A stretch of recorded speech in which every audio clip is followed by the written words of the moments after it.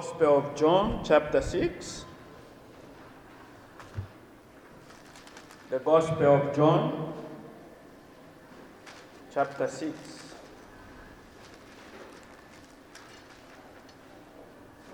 We will start reading from verse 25 through 59.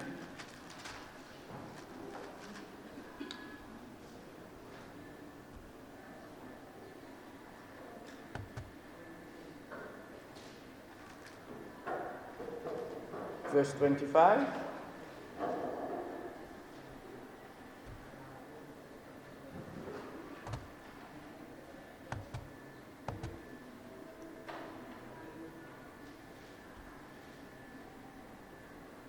Are you there?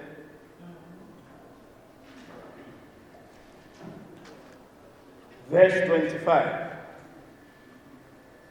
When they found him on the other side of the lake, they asked him, "Rabbi, when did you get here?" Jesus answered, "I tell you the truth, you are looking for me not because you saw miraculous signs, but because you ate the loaves and had your fill.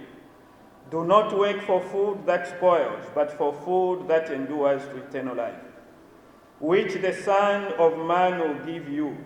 On him God the Father has placed his seal of approval." Then they asked him, "What must we do to do the works God requires?" Jesus answered, "The work of God is this, to believe in the one he has sent." So they asked him, "What miraculous sign then will you give that we may see it and believe you? What will you do? Our forefathers ate the manna in the desert, as it is written, 'He gave them bread from heaven to eat.'" Jesus said to them, "I tell you the truth, it is not Moses who has given you the bread from heaven, but it is my Father who gives you the true bread from heaven. For the bread of God is he who comes down from heaven and gives life to the world." "Sir," they said, "from now on give us this bread." Then Jesus declared, "I am the bread of life. He who comes to me will never go hungry, and he who believes in me will never be thirsty. But as I told you, you have seen me and still you do not believe. All that the Father gives me will come to me, and whoever comes to me I will never drive away. For I have come down from heaven, not to do my will, but to do the will of him who sent me. And this is the will of him who sent me, that I shall lose none of all that he has given me, but raise them up at the last day. For my Father's will is that everyone who looks to the Son and believes in him shall have eternal life, and I will raise him up at the last day." At this, the Jews began to grumble about him because he said, "I am the bread that came down from heaven." They said, "Is this not Jesus, the son of Joseph, whose father and mother we know? How can he now say, 'I came down from heaven'?" "Stop grumbling among yourselves," Jesus answered. "No one can come to me unless the Father who sent me draws him, and I will raise him up at the last day. It is written in the prophets, 'They will all be taught by God.' Everyone who listens to the Father and learns from him comes to me. No one has seen the Father except the one who is from God. Only he has seen the Father. I tell you the truth, he who believes has everlasting life. I am the bread of life. Your forefathers ate the manna in the desert, yet they died. But here is the bread that comes down from heaven, which a man may eat and not die. I am the living bread that came down from heaven. If anyone eats of this bread, he will live forever. This bread is my flesh, which I will give for the life of the world." Then the Jews began to argue sharply among themselves, "How can this man give us his flesh to eat?" Jesus said to them, I tell you the truth, unless you eat the flesh of the Son of Man and drink his blood, you have no life in you. Whoever eats my flesh and drinks my blood has eternal life, and I will raise him up at the last day. For my flesh is real food, and my blood is real drink. Whoever eats my flesh and drinks my blood remains in me, and I in him. Just as the living Father sent me, and I live because of the Father, so the one who feeds on me will live because of me. 58. This is the bread that came down from heaven. Your forefathers ate manna and died, but he who feeds on this bread will live forever. And 59. He said this while teaching in the synagogue in Capernaum. Let us pray. Father, we are grateful that we can come to you this morning and be edified and be encouraged and be comforted and even be reminded about what we are in Jesus Christ. We thank you, dear Father, that you love us so much that you gave us your Son, the Lord Jesus Christ, to be our bread of life. We pray that you may speak to us through this word. In Jesus' name, amen. We have started looking at the 7 I am sayings of the Lord Jesus Christ. Pastor Tsola just concluded the 7 miraculous signs that Jesus performed in the book of John.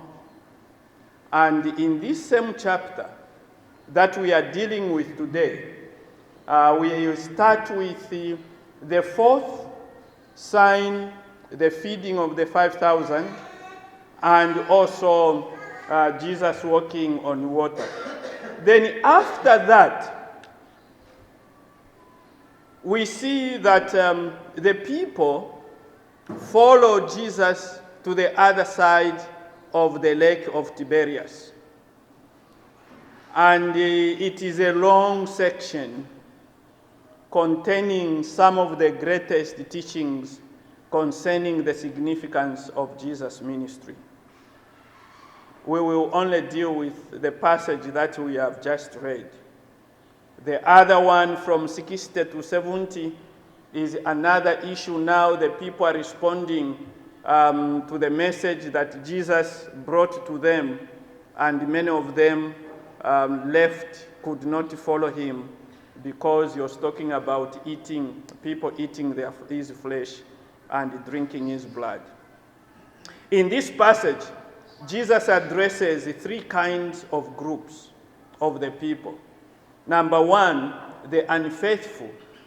The Galileans did not believe in him. Some of them did not believe in him. So he begins to address that group in verse 26 through verse 29.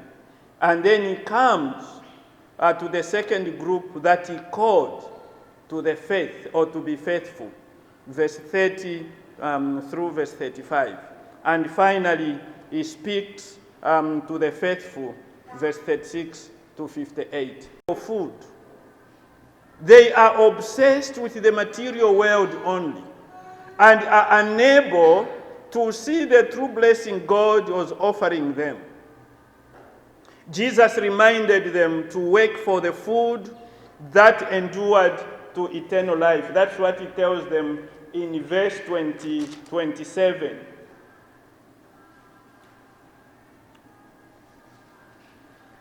And Jesus' confrontation provokes the Jews or the Galileans to ask what it is that God wants them to do.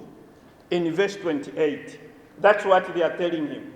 Then they asked him, what must we do to do the works God requires? These people do not believe in Jesus. They just want them to be fed. They are looking for food to feed their physical bodies. and nothing else, because they have seen someone who can bring food, like their forefather Moses did in the wilderness. Jesus then points them to the true food. In verse 29, what does he say? The work of God is this, to believe in the one he has sent. To have faith in the one he has sent. That's where actually I've taken the word faithful or the unfaithful. To believe, because some of them were not believers, did not believe, so they were unfaithful. Others were called to the faith or to be faithful. And he speaks to the last group, the faithful. And so he says, faith in the one God has sent.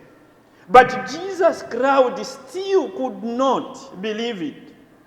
They are still operating on a human material level, not at faith level. They lack any awareness of the deeper needs of the heart.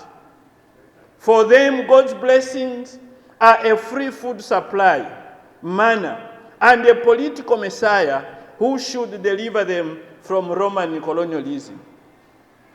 I think you have seen when the DMMU is distributing free food, how they are even stampede people want to get the food, free food, although most of them that are given that food go through a lot of difficulties like floods and many other natural disasters. So you can see, for these people, when Jesus is around them, they want him to give them miraculous signs, including feeding them as they had experienced a few hours earlier. Even today, so many people go to church in the same way as the Galileans. They go for prosperity. They want to hear about prosperity. They want to see miracles. They want to hear the prophets or their pastors telling them, your debts are cancelled. And so many things around. They are not just interested in believing in this Jesus Christ. They are interested in making sure that their lives at a physical level have been improved. Number 2, Jesus calls for faith, or Jesus calls them to be faithful. Verse 30 through 35. And that God, the God of Moses, Jesus tells them, the God of Moses is with them. He is inviting them now. His audience is inviting his audience to believe in him. However, we see that this invitation is met by a request for him to present his credentials in verse 30. Show us something to prove that you are from God. And yet, a few hours earlier, they had been fed. They had seen the miracle. 5 loaves of bread and 2 fish. Or whether we call that fishes. 2 fish. And they were fed. But they still needed some miraculous signs for them to believe him. They remind him about their forefathers' manna in the desert for about 40 years in verse 31. Forgetting that they were fed bread and fish some hours ago. They are talking about their forefathers, forgetting what they ate. And then Jesus corrects their ignorance. The source of the manna was not Moses, but God the Father. Because in their mind, the manna that their forefathers ate, it was because of Moses. And Jesus said, no, it is not Moses. And at this particular time, Jesus said that the God of Moses was now among them, giving them the true bread. The one who comes down from heaven, Jesus Christ himself in verse 33. And in steering their spiritual desire, they ask for this bread from heaven. You remember the story of the Samaritan woman. When she denies Jesus water, she doesn't want to give Jesus water. And Jesus tells her, if you knew the person who is speaking to you can give you water that will last for eternity. Then she changes and says, give me that water. Even these ones, now they are asking him, give us that bread. And now in response, Jesus makes the great claim of verse 35, where he says, and declares, I am the bread of life. It is the great gift from God.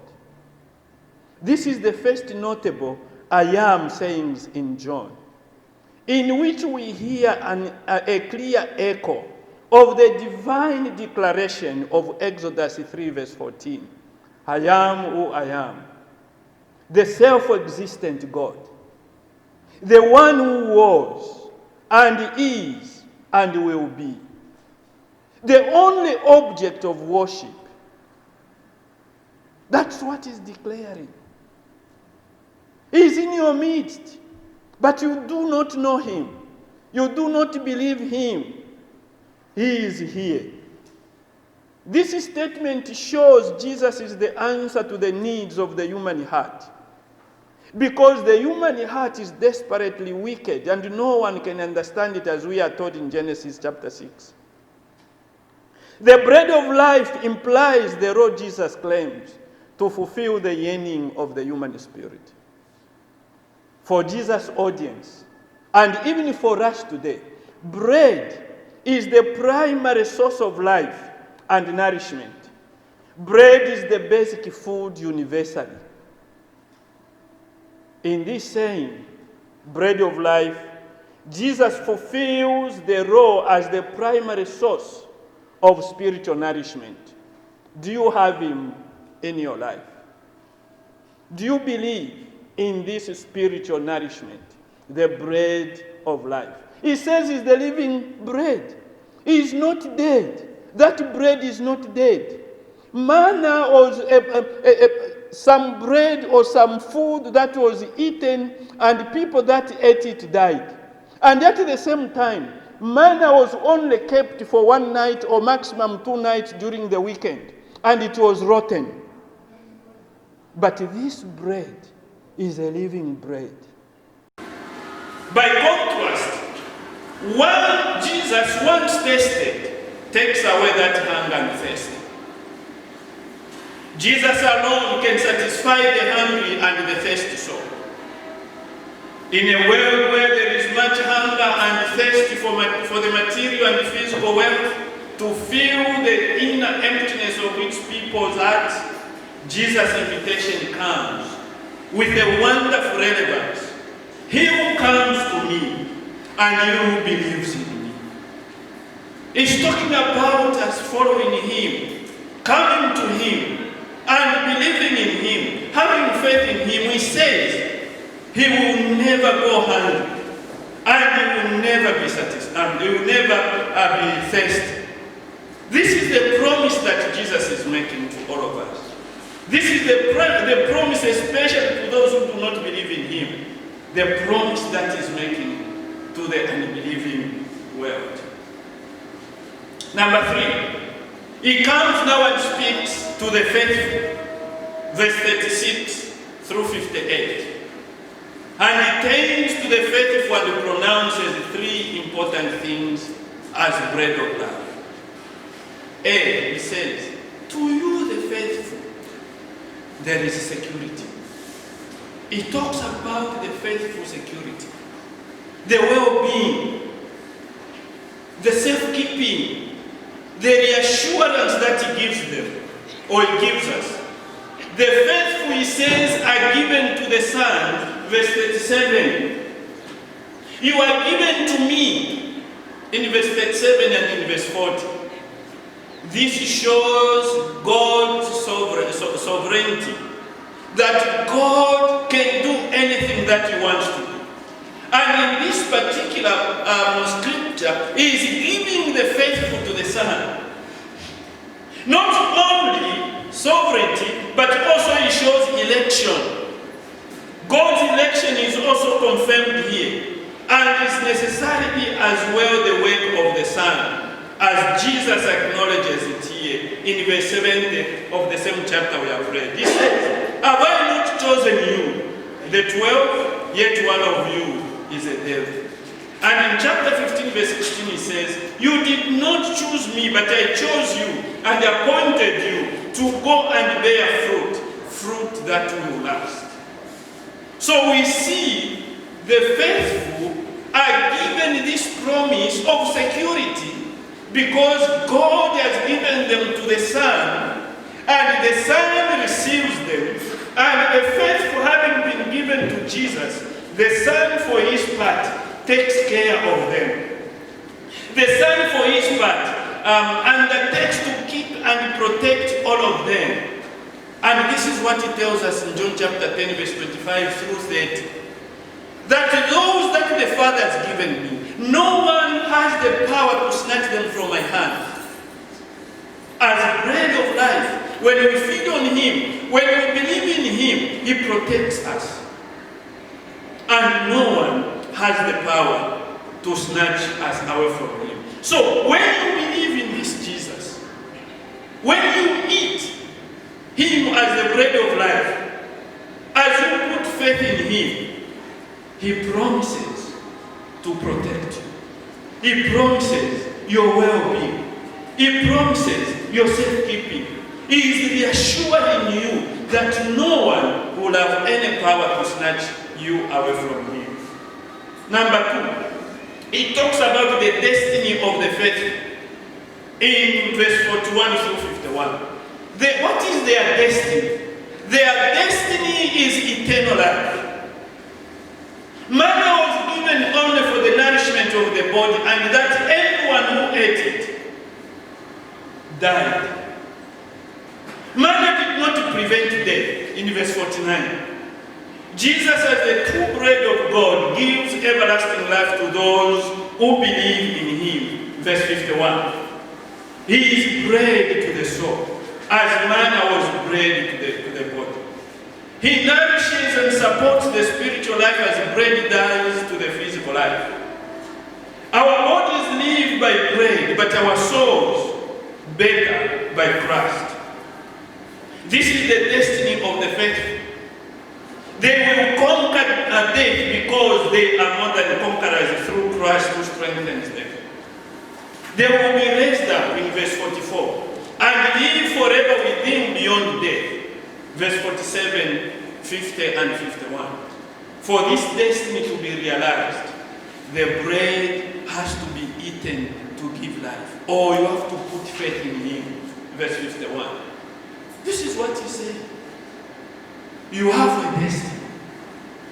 If you follow Jesus Christ, your destiny is eternal life.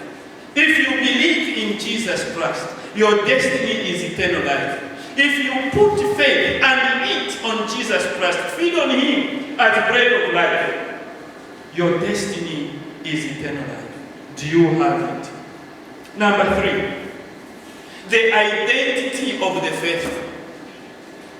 52 through 59.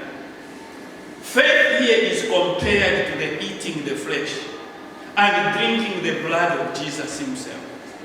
Because he says, the works of God requires that you put faith in the one he has sent. And he says, I am the bread of life. So he connects and relates faith to eating and drinking. And the language here is sacrificial.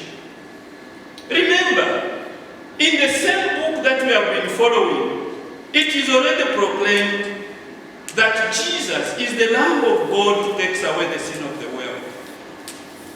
Chapter 1, verse 29. And one who will be lifted up.